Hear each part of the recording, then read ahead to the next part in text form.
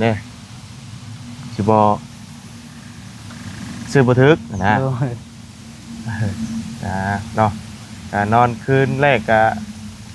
บริฟันยังมันอุ่นพอดพี่น้องเนาะโดยนอนอยู่ตัวเก่าบัดเย็นพี่น้องช่วงนั้นเรานอนฝนยังตกดินอยู่ตอนนั้นเนาะผ่านมากันเดือนนึงแล้วพี่น้องเนาะนอนอยู่บ่องเก่าเงินฝนตกดินตลอดนะช่วงนั้นเนาะ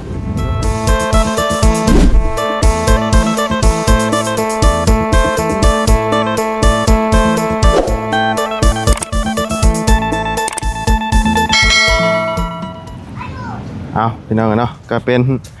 มื้อเช้าของวันใหม่ที่ว่าทางกันเจืองพี่น้องเลยได้มานอนอยู่กระตุบหลังใหม่เนาะอยู่ที่ดินตอนใหม่พี่น้องเลยเพราะว่าเมื่อคืนนี้ก็เป็นค่ำคืนแรกเนาะจุฟืนหลังไฟอยู่ตอนหน้ากระตุบน้อยแล้วนี่เพื่อให้ยุงมันพายไปเนาะเพื่อมายุงมากัดลูกกัดเต้าพี่น้องเอ้ยเป็นจังไดคือบ่เห็นยังบาดนี่อยู่บ่ได้เห็นแต่รถอีห้างเจียงบ่หรือว่ารถไฟนี่พี่น้องเนาะเอาคนอื่นกะกับสบายดีได้สวัสดีพี่น้องกันเบิดสุขุสุคนพี่น้องเนาะพ่อกันมื้อนี้กะมาหาเจียงคือเก่าเป็นจังไดเนาะฟันบ่แม่นเพิ่นมื้อวานนี่เนาะปืนไปใส่งูบ่ได้พี่น้องเนาะถือว่าบ่แม่นปานใดเนาะเอามาเบิ่งมื้อนี้ว่าเราสิฟันยังนอนค่ำคืนแรกของมื้อวานเนาะฟันดีบ่เด้เนาะพี่น้องเอ้ยไปเนาะมื้อนี้ก็ลมเย็นโว้ยมาแล้วพี่น้องเอ้ยเนาะเย็นจ่อยมาแล้วเด้นี่ก็ดีลมนี่เนาะมื้อนี้ลมเย็นดีอากาศมื้อนี้โพดโพพี่น้องเอ้ยเนาะบรรยากาศจ่อยรถอีห้างฟ้าอย่างนี้เมียนบอรถห้างเจียงมานี่ขุเหนื่อยจังไปบ่ได้อันนี้ยังนี่คือจะเป็นน้ำไปหายมันใส่ได้น้ำกินไปจักอันนี้บ่หายน้ำห่วยบ่เบิ่งช่วงนี่คือจะเป็นน้ำห่วยอาจจะเป็นน้ำห่วยเพราะสีมันออกเดืองๆเนาะเป็นจังไดโอ้ต้มน้ำยังนี่บ่เจียงต้มมันบ่โอ้ต้มมันพี่น้องเอ้ยมันยังนี่นะมันเห็บหมาบ่เมียมักได้นี่นะแต่ว่ามันยังบ่มีหาชื่อนะมีหลายบ่อยู่สวนเจ้านะบ่มีตัวนี้พอ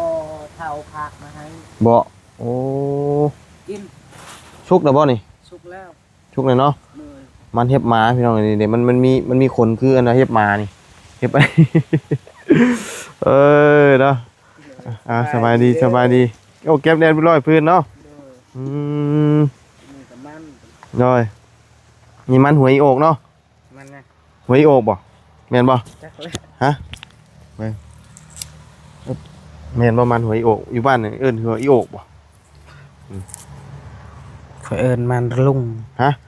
ภาษาข่อยเอิ้นมันรุงโดยอ๋อกินนี่ติดแขวมันอันนี้นะโดยมันสิติดแขวหน่อยนึงเนาะหนึ่งข้าวหนึ่งน้ำอยู่ดีเนาะโดยคืนพี่น้องเลยเอาปิ้งไว้ก่อนจะปิ้งมาฝากขอบใจเด้อโอเคเนาะมาฝากเรามื้อนี้เฮ้ยนอนบ่เพิ่นมีแต่พลักเพื่อนแล้วน่าจะนอนบ่เมียไปบอกแม่ให้เอาลูกเลยเขาไปหาหน่อไม้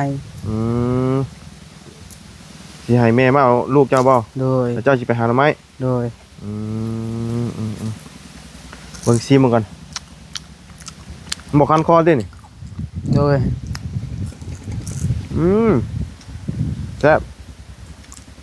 หาเมื่อนี่หาซื้อมาอยู่แต่ว่ามันบ่มีโดยนี่พอเท้ามาผักมาให้ผักมาให้วันโดยแซ่บมันเนี่ยเป็นกินแหละยังลายโดยมันเห็บมาพี่น้อยจักเมนโมเมนเอิ้นมันเห็บมาเฉยเนาะโดยเก็บเรียบร้อยพื้นดัวเนาะโดยถอนไปเลย เก็บแต่เช้าดิอันนี้ โดย เนาะแล้วบ่ล่ะยังก็แล้วบ่แล้วยังไงเนาะก็ถือว่านอนค่ำคืนแรกเนาะเย็นบ่คืนนี่ พอดีนอน พอดีนอนบ่ โดย อุ่นเนาะ โดย บ่ปานใดบ่ อุ่นแห้ง ใครกว่าตัวเก่า โดย เพราะว่ามันเป็นฝานี่เนาะ โดย มันก็ดีกว่าตัวเก่าหลายตัวเก่าบัดมันลมมาตีบุ่มบ่ำบุ่มบ่ำแต่ว่าคืนนี่สิบ่ลมปานใดคืนนี่เนาะ โดย เพราะมันสิเงียบสงัดเนี่ยพี่น้องอันนี้รถห้างไว้คันนี้นะ ห้างคอยยืมรถห้างพ่อ อันนี้ว่ารถห้างนี่ว่าเจ้าขี่แต่เก่านะ โดยมาไปตักน้ำกับเบาเชียงแต่เช้านี้ บ่ตักอยู่ใช้น้ อยู่หัวอยู่พุ่น ำน้ำกินบ่ โดย อ๋อตักเอาน้ำห่วยที่มากิน โดย อ๋อพากินน้ำห่วยอยู่ สิไปหาหน่อไม้ติ โดยสิไปหาเดี๋ยวนี้ อืมโดยวันนี้ให้แม่เจ้ามาเอาอยู่พี่บ่หรือว่าจังได เอาอยู่พุ่น อุ้มมาให้เรา โดย อืมโดยเนาะเอาอันนี้เห็ดเช้านี้ได้เบิ่ง โดย เพราะว่าขังพ่อว่าบ่ยันตกเนาะ โดย พอได้นั่งนั่นแน่นอน พี่น้องเลยก็คือนอนค่ำคืนแรกเนาะก็ถือว่า เป็นยังไงนอนคืนแรกมาพี่มาเนาะเป็นไงคือได้ติดดาวเจ็บหัวโอ้สบายดีเจ็บหัวเราสิไปหาหน่อไม้ว่าจ้ะ โดย อ้าวเนาะเจ็บหัวยังสิไปหาหน่อไม้อยู่สิไปล้มอยู่อันกอหน่อไม้บ่ ฮะ หน่อย เอาไป เอาลูกแก้วแม่เอาลูกอีกเท่านี้ไหวบ่ไปหาหน่อไม้เจ็บหัวเนาะบ่ถึกช้ำใส่อันเด็กงูเจ้าวานนี่ โดย หู10,000พุ่นบ่ได้เบิด20,000กิพี่น้อง ผิดแปลแล้ว ผิดแปลบ่แปลผิด แบบปืนแปลว่าปูหั่นแหละ ปืนปูดิ โดย ปืนมันแปลเป็นงูเนาะ โดย มันคนละตัวกันได้เนาะ โดย มันต้องตัวปอคือกันเนาะ โดย ปอปืนปอปูห่า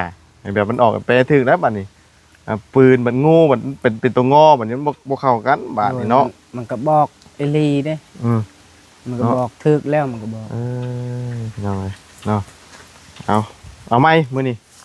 โดย ได้อีกบ่มื้อนี้ฮะว่าได้แปลถึกอีกบ่มื้อนี้ มันบ่ออกคุยเด้ เอาบ่หวยกันคิดว่ามันสิถึกอีกบ่ บ่ได้พันหยัง บ่ได้ผ่านครับ โดย ว่าเฮ้ยมาที่ใหม่สิบ่ผ่านนี่ บ่พันเลยนอนหลับเซย นอนรับเฉย โดย คักปันยังอ้าวเฮ้ยเนาะมันอุ่นโพดจักบ่ มันอุ่นแห้งอุ่นกว่าตัวเก่าอีก ก็เลยเฮ็ดเอาว่าให้เฮารับสบายเนาะ โดย ให้น้องเลยเนาะนั่งรอก่อนอึบเอ้ยแต่ว่านอนเจ็บคักนะเนาะ โดย รับสนิทคักบ่พันยังเลยทีใหม่เนาะ โดย โอ้บ่ได้เลขแล้วจ้ะมื้อนี้วันหยังก่อนมื้อนี้วันเสาร์วะ มันเศร้า มื้ออื่นวันอาทิตย์เนาะ โดย มื้อวันจันทร์ ได้ออกเลย ต้องคืนตัวอันนั้นผู้นอนจังฟันเนาะ โดย 2คืนอันนี้บ่พอฟันก็ได้เดี๋ยวมันสิเคลื่อนเนาะ โดย ถ้าฟันคืนอันว่าโตอันว่ามันจะออกพุ่น โดย ฟันตอนนี้ว่ามันเคลื่อนขัดเคลื่อนเด้สิบ่ซื้อบ่ถึกนะ โดย เนาะนอนคืนแรกก็บ่ได้ฟันหยังมันอุ่นโพดพี่น้องเนาะ โดย นอนอยู่ตัวเก่ามันบัดเย็นพี่น้องช่วงนั้นเรานอนฝนยังตกดินอยู่ตอนนั้นเนาะ โดย ผ่านมาก็ได้เดือนนึงแล้วพี่น้องเนาะนอนอยู่บ่องเก่าเงินฝนตกดินตลอดนะช่วงนั้นเนาะ โดย ช่วงนี้ใครแน่ถือว่าฝนหยุดแล้วล่ะ เบิดแล้วพี่น้องเลยน้ำในกับตักเอาอยู่คลองปุ๊ติ โดย มีแต่ขี้คุยแท้ ยามันแหละบ่มีน้ำกินเอา อ๋อน้ำมันไหลเห็นบ่นี่นะ แม่น มันก็สะอาดอยู่บ่มองไปเอา สะอาดอยู่ มันเป็นสายน้ำมาแต่ไส มาแต่ผู้ มาแต่ภูบ่ โดย คำสายน้ำลงมาแต่ภูนี่ยังใครอยู่เนาะ โดย คำแบบว่ารุ่นนั้นว่าตักเอาในเซ่กินนี่ติ โดย ซุมมาบุญก็ได้กินคือกันนะ โดย น้ำเซ่นะเอาก่อนสิมาได้กินนี่ไปอันนี้เด้เฮียนเอาหัวเด้ โดย เราเฮ็ดอยู่เฮ็ดกินเด้เราเอาน้ำเซ่เฮ็ดเด้ก็ได้กินกับเขา ก็ยังดีอยู่แต่มันในห้อนเด้มันปรุงรสมาแล้วนะ แม่น แต่ว่านี่คือมันโมเมนต์น้ำมันว่าแบบว่าไหลมาแบบตามมาจากเวียดเนาะ โดย ตัวนี้ลงมาจากภูแบบ อันนี้มันจะกะสีสะอาดกลัวเนาะ โดย มันบ่มีสารพวกไอ้นี่บ่มีสิ่งสกปรกปานใดมันก็สิแซ่บกว่าอีกเนาะแต่ว่ามันก็เสียตรงที่ว่ามันสิเป็นขี้คุยเนาะ โดย ขี้คุยคำว่าจะกินอันน่ะบ่ให้มันเป็นขี้คุยนั่นนี่ก็ผ่าขาวอะนะผ่าขาวเนาะแต่ว่าเวลาเฮากินนี่ๆเฮามันเหมือนบ่เคยกินเนี่ยนะมันก็บ่สนใจตรงนั้นตัวนั้นเนาะ โดย นี่จำมากับใส่แล้วเลือกเลยแล้วพี่น้องไงมาสนใจแล้วว่าน้ำนี่มันกี่คุยแห้งจังเลยนี่เลยเป็นพุ่นไก่เติบบ่นี่นะบ่ ไกลและ ไก่แห้งนี่นะ โดยประมาณ2 ลัก 2 ลักยีรจักรแล้ว ลักปลาย ขี่จักรข้างทางได้ไป2 คนดิ โดย บ่เสียงนั่งไง นั่งข้างล่าง บ่บริพาแล้วตกบ่ ตกอยู่ นะเดี๋ยวพาตกหิวตกหยังก็ได้ โดย เนาะแต่ว่าบอนนั่นน่ะมีแต่บอนไปเอาน้ำกินนี่ใช่ไหม โดย ฮึบลมพี่น้องเลย ปวดโผเบิ้งไม่กันลมพัดลมพี่น้องเนาะลมแห้งอยู่ๆกับงูอีน้องก็แล้วลมมันแห้งเลยเรากำลังสิไปหาหน่อไม้พี่น้องจังหน่อยนี่เมียบอกจะมาเจ็บหัวอยู่สิไปอยู่บ่ไปเหมือนกันบ่ ให้อยู่เฮือน เมียอยู่กันเนาะ โดย หามาต้มกินนี่ติ อ่าฝากให้เบาเสียง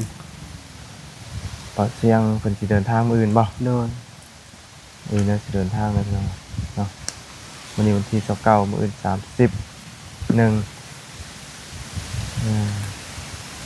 2เนาะ โดย ที่1ที่2นี่ก็เป็นงานบุญธันวาเด้อพี่น้อง2ธันวาเนาะแล้วก็ต่อบรรทัดอีก โดย กับเมื่อรอบนี้ก็ยิ่งยาวเติบพี่น้องเนาะฮอดวันที่5พุ่นแหละเนาะสิได้มาใหม่โดนเติบเพราะว่ามีแต่งานโอ้พี่น้องมีแต่งานแบบว่าประจำปีอะนะพาครอบครัวไปนะไปดินไปเที่ยวเนาะปีหนึ่งมีเท่านึงหากแต่ว่าปีหนึ่งมีเท่านึงก็คือว่าไวเท่าไหร่ โดย มันไวนี่คือมันเป็นย้อนเข้าไปเด้ โดย เข้าไปอย่างเดียวคือทั้งบาบุญหรือว่าโมคูนี่เข้าไปอย่างเดียว โดย ไปอย่างเดียวแล้วมันคือไวบัดนี้พอเฮาบ่ได้อยู่เฮือนเด้ โดย แต่ว่าคนอยู่เฮือนน่ะมันสิคือซ่าหาเงินก็ยังบ่ทันได้อยู่มาอันพออีกแล้วอันน่ะงานเทศกาลสินะ โดย เดี๋ยวก็งานบุญจงเฮือเดี๋ยวก็งานปะทะอีกครั้งเดี๋ยวก็งานบุญที่2ธันวาเดี๋ยวก็งานบุญที่20อีกอย่างจักเนี่ยนี่เดี๋ยวก็มีงานอีกเดี๋ยวก็สงกรานต์เดี๋ยวก็ปีใหม่อีกโอ้ยเนาะหมดเดือนนี้ก็ปีใหม่นี่ฮะ โดย น่ะฉลองปีใหม่อีกอ้ายพี่น้องเอ้ยเนาะงานนี่แป๊บเดียวเนาะ จักโมงจักยามเลยนี่พี่น้องเอ้ยจังหวะกับบ่ายโมงแล้วพี่น้องเอ้ยโทรมาหาวัชนาอยู่เป็นจังไดหนาวแห้งหมดในบ้านเย็นได้เมื่อคืนนี้ก็เย็นบ่ได้เปิดฮอตแอร์ใช่อยากนอนห้องพัดลมกับบ่มีเนาะ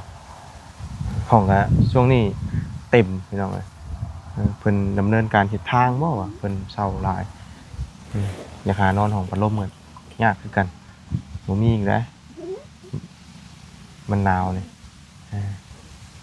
คืนละ200,000ถ้าพัดลมนี่ก็150,000แต่บ่มีนอนอยู่ซี่นี่โอ้บ่ต้องจำเป็นใส่พัดลมเพิ่นหยังเลย โดย สบายเลยอยู่นี่ลมธรรมชาตินี่เห็นบ่เสียงกอนี่วับวับอยู่เพิ่นยังสิตัดอยู่ได้ก่อนเนาะ โดย เพราะว่าเพิ่นยังสิปลูกเรือนอยู่เด้แปลนบ่ได้แถวนี้แต่ว่าเรือนอันสิตั้งอยู่นี่อันผูอันแต่งมื้อนั้นจักบ่ แม่น อ๋ออืมผูน่ะแต่งดองมื้อนั้นเนาะ โดย แต่งดองมื้อนั้นก็นี่แล้วก็สิตั้งเรือนนี่แหละดีนะตั้งใกล้กันเลย โดย ใกล้ๆกัน ตอนท่านได้เปลี่ยนเบิ่งคือทรงไก่เนาะ โดย คือทรงไก่จากเพื่อนแถวนี้จัง โดย พอเปลี่ยนแล้วรถใกล้พอดีอยู่บ่ได้แบบว่ารับตื่นบ่คืน บ่ เรา รับเซยเลย รับเฉยเลย โดย เจ็บชนิดเลย โดย คักกันนี้เนาะคือว่าสบายเลยเมื่อคืนนี้เราอะรับเจ็บชนิดเราบ่อยากตื่นเนาะ โดย นอนสบายเด้สบายกว่าหมองเก่าหลายเราตื่นมากันเมียนพื้นเมียนหยังเลยกันนี่แหละตักน้ำตักในเนาะ โดย มาไปกินทั้งพ่อทั้งแม่เจ้าก็กินน้ำนี่คือกันบ่ แม่น แม่นบ่เดียวบ่กับเขาอันสอนไปเอา แม่นบอนเดียว แสดงว่าคนในบ้านนี่ก็กินอันนี้คือกัน แม่นแบบนำสร้างมันก็เพหมดแล้วนำสูบเอา นี่จะกินน้ำนี่บัด โดย แล้วน้ำอันสูบเอาอยู่โรงเรียนเด้จ้ะเฮาบ่ได้ไปเอามากินบ่ เขาห้ามบ่ให้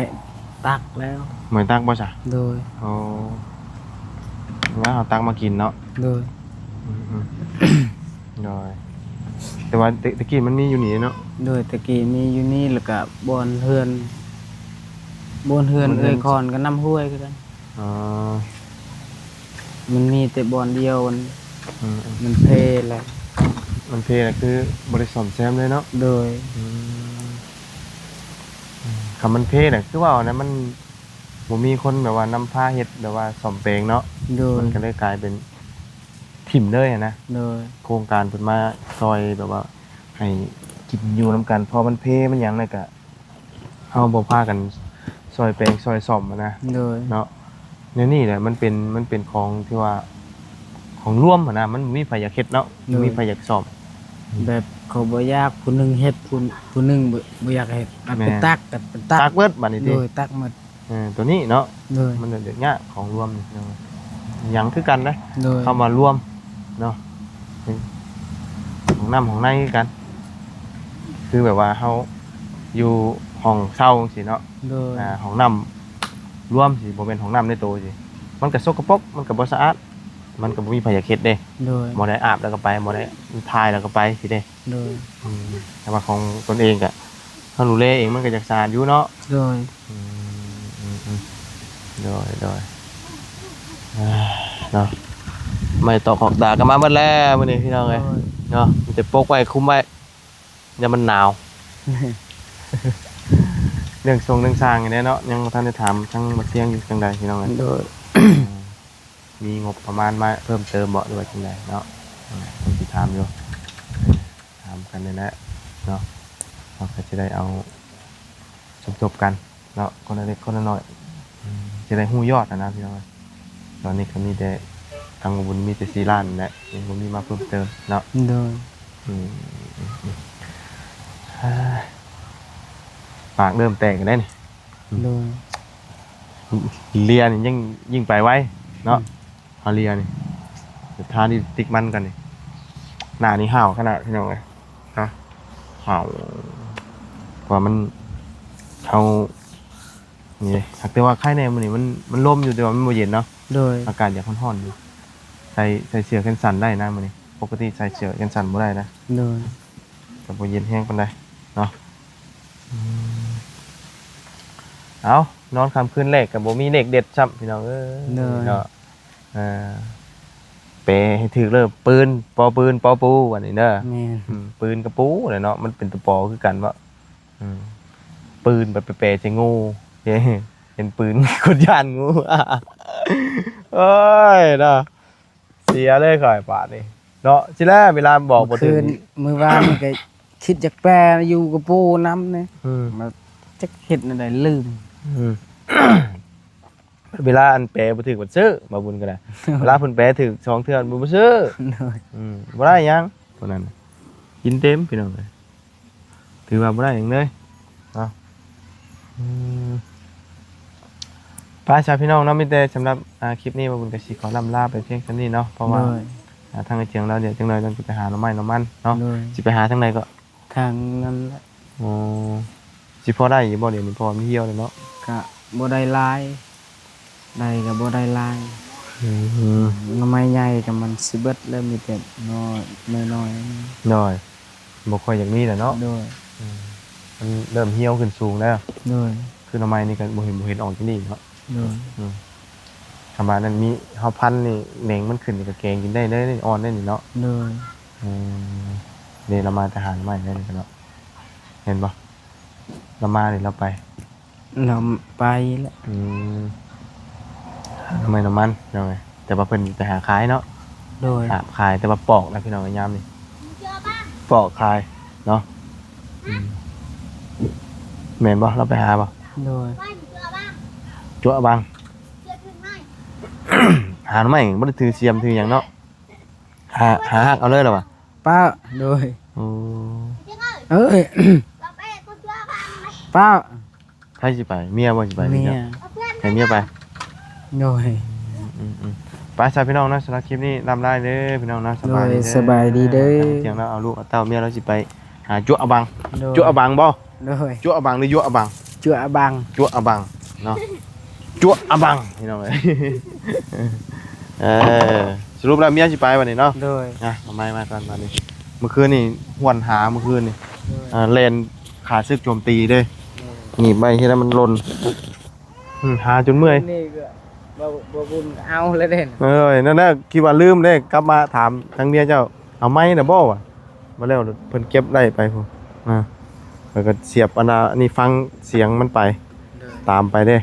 ว่ามันอยู่จุดใดหั่นนะไปบ่ไปหาจั่วบังบ่เอ้าไหวบ่ ป้า เอ้ยเนาะ ไปใช่ไปใช่เราจะไปหาหน่อไม้เนี่ยเนาะเอามาหลายๆเด้อ ไปใช่พี่น้องเนาะมีแต่พบเจอกันไหมเนาะพี่น้องเนาะทั้งเอาไปหาหน่อไม้หน่อมันเนาะเพราะว่าก็ได้มาตอนรับฝากแต่ว่าทางมาเชียงเดินทางอื่นแต่ว่าทางเนี้ยไปเนาะเพราะว่ามีหมู่ไปพี่น้องเนาะไปแล้วสบายดี